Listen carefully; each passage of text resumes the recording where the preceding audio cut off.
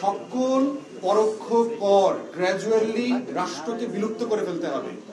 পরোক্ষ কর থাকলেই হচ্ছে রাষ্ট্রে বৈষম্য তৈরি হবে, গরিব মানুষের উপরে করের প্রেসার বাড়বে। এবং বর্তমানে দেখেন আমার রাজস্ব আদায়ের প্রায় 50% টাকা আসে হচ্ছে ভ্যাট থেকে, মানে মধ্যবিত্ত, নিম্নবিত্ত, শ্রমিক, রিক্সাওয়ালা, টং দোকানদারের টাকা দিয়ে রাষ্ট্র চলছে। আর বড়লোকরা হচ্ছে আপনার আমার রিজার্ভ থেকে সে রেয়াতি টাকা পায় বিলিয়নস অফ ডলার, আমার রিজার্ভ থেকে সে সাবসিডি পাচ্ছে, বড়লোকদেরকে ট্যাক্স মওকুফ করা হচ্ছে, বিল মওকুফ করা হচ্ছে। এই লুটেরা মডেলের অর্থনীতি থেকে আমরা মুক্তি চাই, এই জন্যই তো গণ অভ্যুত্থান। এই ইনসাফের জায়গাটা তৈরি করবার জন্য হচ্ছে সকল পরোক্ষ কর থেকে রাষ্ট্রকে প্রত্যক্ষ করে যেতে হবে।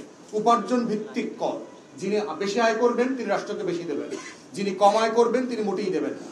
এই মডেলে না যাওয়া পর্যন্ত এই বৈষম্য থেকে, এই ইনইকুয়ালিটি থেকে আমরা রাষ্ট্রকে বের করে নিয়ে আসতে পারবো না।